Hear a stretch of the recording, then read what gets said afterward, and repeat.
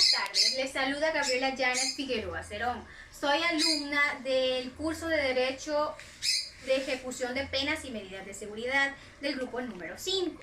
En esta tarde empezaré a desarrollar una serie de temas, el cual consiste en explicarles en qué consiste la obra de Beccaria, de Howard y de los sistemas celulares. Empezaré por explicarles en qué consiste la obra de Beccaria. Pues bien, la obra de César Beccaria de los delitos y penas constituye un pilar para el derecho penal contemporáneo, porque sustentan las principales ideas del liberalismo penal que posteriormente al siglo XVIII se manifestaron en el pensamiento penal occidental. Beccaria también rechazaba en su obra la sanción de muerte y los tormentos que se le imponía a las personas detenidas. Según Beccaria, en su obra decía de que la pena tenía sus orígenes en 3 etapas. La primera etapa podemos mencionar que era la que decía de que las leyes son las condiciones con que los hombres aislados e independientes se unieron en sociedad, cansados en vivir en un continuo estado de guerra y de gozar una libertad que les era inútil en la incertidumbre de conservarla. La segunda etapa era de que consistía en el derecho de castigar. El derecho de castigar decía de que toda pena que no proceda de la absoluta necesidad, dice el gran Montesquieu, es tiranía, proposición que podía hacerse más general de esta manera. La tercera etapa era todo acto de autoridad ejercido por un hombre que no proceda de la absoluta necesidad es tiránico. He aquí la base sobre la que sustenta el derecho del soberano a castigar los delitos. La necesidad de defender el conjunto de la salud pública referente a las usurpaciones que cometían los particulares. Ahora les voy a explicar un poco sobre en qué consistía la obra de Howard. Pues bien, entre las principales ideas que Howard nos mencionaba en sus obras era el castigo, la tortura, la alimentación, la salud, la disciplina, reglamentos, la administración e incluso la infraestructura de las cárceles. Para Howard se oponía firmemente a la aplicación de la tortura como forma de lograr la confesión o la rehabilitación de aquellos que habían infringido una norma. Decía de que para él no era necesario utilizar la tortura. También se decía de que este castigo se podía realizar públicamente o en la oscuridad de un calabozo. Howard mencionaba algunos ejemplos en los cuales él tuvo la experiencia de ver cómo eran maltratados algunos presos. Como por ejemplo, en su obra nos relataba el ejemplo que se dio en la prisión de Hannover en Alemania. Ahí se aplicaba el tormento en los presos, se decía que se daba en sótanos horrendos, incluso hablaba de tortura donde los reos se les arrancaba el cabello de su cabeza o de otra parte de su cuerpo para que confesaran y luego fueran fusilados. También nos mencionaba Howard que en las prisiones en San Petersburgo se utilizaban máquinas para descoyuntar los brazos y las piernas de estos internos. Y también se utilizaba un tipo de instrumento para cortar o lacerar las fosas nasales de estos presos. Otro tipo de castigo que se les daba era que no se les brindaba la alimentación. Howard decía que era importante la creación de códigos y reglamentos de conducta, tanto para internos como para carceleros, ya que muchos establecimientos no poseían reglas para su funcionamiento y los reclusos no tenían ese conocimiento de que cuáles eran sus obligaciones y cuáles eran sus derechos. Howard decía de que tanto en las celdas pequeñas como en las celdas más grandes se necesitaba tener un código reglamento para que así se diera el buen funcionamiento de las cárceles. Otra el otro régimen del que les voy a hablar en este momento es el régimen llamado filadélfico o celular. Este consistía, más bien, era un sistema de aislamiento celular como consecuencia de la aplicación del derecho canónico, donde primero el carácter de la penitencia, ayuno, privaciones, etcétera, aparecen en las colonias británicas en América del Norte, en Pensilvania. Este sistema se caracterizaba porque hay encierro completo del prisionero en su celda, separándola hasta el extremo en que le es imposible conocer a los demás compañeros de reclusión, es decir, se excluía, se alejaba totalmente de los demás. Durante la permanencia en la prisión se le designaba con el número de celda y apenas se le permitía leer y trabajar en algún oficio.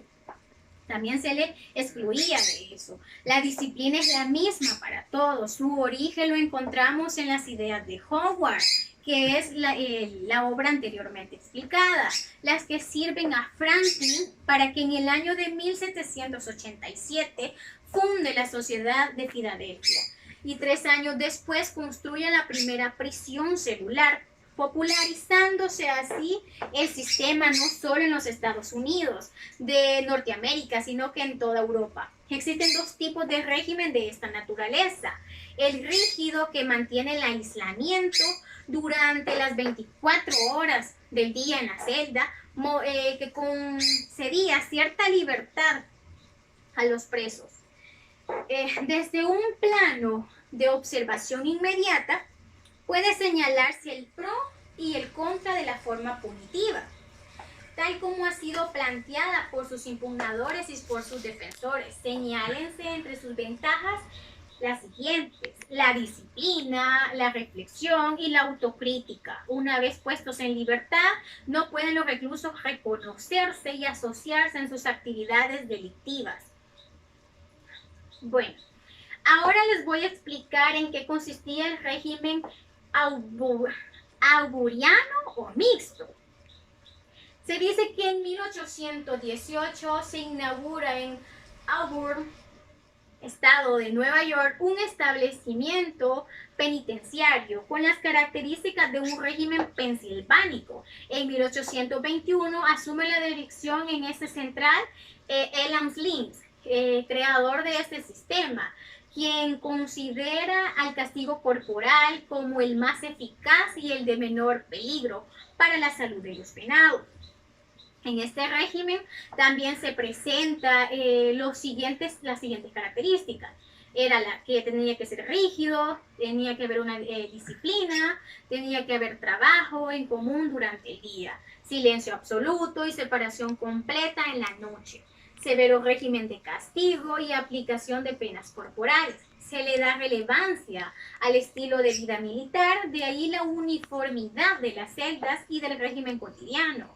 También se dice en este régimen que se le asignaban las siguientes ventajas, que era: facilita la organización de trabajo, el silencio, evita el intercambio de ideas entre los presos y se adapta a la naturaleza sociable del hombre.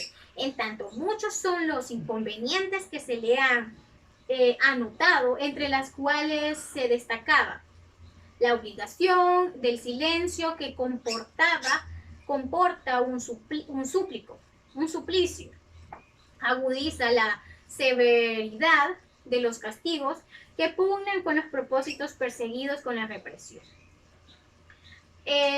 Ahora les voy a explicar sobre el sistema americano de reformatorios. En 1869 se funda en Nueva York el reformatorio de Elmira, dirigido por Brockway para reformar jóvenes delincuentes. Dio sus primeros pasos a raíz del Congreso de Cincinnati. Sus rasgos sobresalientes fueron el comienzo de la condena, con aislamiento más o menos prolongado y de estímulo para el recluso, al demostrarse en forma palpable su consagración al trabajo, buena conducta y enmienda, entre otras cosas, van dando privilegios como la rebaja de la pena. El término de esta era indefinido, dada la concepción de no corregir en un periodo de tiempo determinado. Se caracterizó el sistema por 3 categorías. La primera categoría era el peligro de fuga, la segunda era benigna y la tercera era la que se llamaban privilegiadas. Ahora les voy a hablar sobre el sistema de Montesino. En España fue pionera en implantar las ideas revolucionarias y humanitarias en el sistema penitenciario, así a mediados del siglo XIX, mucho antes de que el resto de Europa abandonaran las antiguas estructuras penitenciarias. También se decía que se basaba en el castigo físico, la reclusión y la falta de higiene. El coronel Manuel Montesino, director de la prisión de Valencia, puso en práctica allí el sistema progresivo penitenciario que permitía la reducción de la pena por trabajo y mejoraba las condiciones de los presos. Montesino creía en la reinserción de los presos y procuraba hacerles comprender que la disciplina era indispensable, pero que ellos podrían redimir sus penas por trabajo y así conseguir la libertad condicional. El sistema consistía en 3 fases. La primera fase era la de hierro, representaba gráficamente por los guilletes o cadenas en los pies de los reos. La segunda era la denominada de trabajo. Pretendía mantener al preso ocupado y distraído de su propio dolor. La tercera era la llamada libertad intermedia, que consistía en el trabajo de los presos fuera de la prisión. Y es que tanto el sistema Montesino como el que actualmente tenemos, heredero de aquel, buscaba la reducción y la reinserción en la sociedad del interno. Ahora les voy a hablar sobre el sistema Crofton.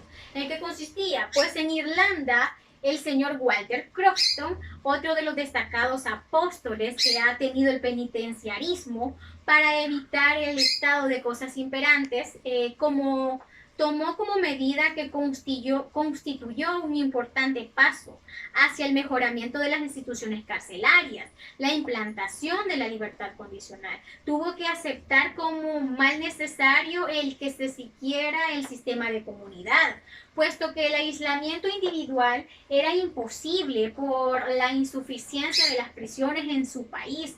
Para compensar esto, implantó la concesión de vales a los reclusos, los cuales se otorgaban de acuerdo a su conducta, trabajo y estudio, de manera que de acuerdo con un número logrado variaba el tratamiento y abrían las puertas de la libertad bajo condición. Ahora les voy a hablar sobre el sistema Maconochie. Alexander Maconochie tuvo un interesante ensayo de sistema progresivo en la colonia inglesa. Se decía que en el continente de Australia, que generó la colonización de ese territorio, el tiempo de cumplimiento de la pena era repartido en 3 fases, de la prueba con aislamiento celular, diurno y nocturno, y en el estilo pensilvánico, por un periodo relativamente corto. Se hablaba también del aislamiento por la noche y del trabajo obligatorio común durante el día bajo silencio en el estilo aborniano. También se hablaba de una libertad condicional obtenida como premio, como el Ticket of Leave. La progresividad dependía del binomio conducta-trabajo de que tenía el preso. Gracias, eso sería todo.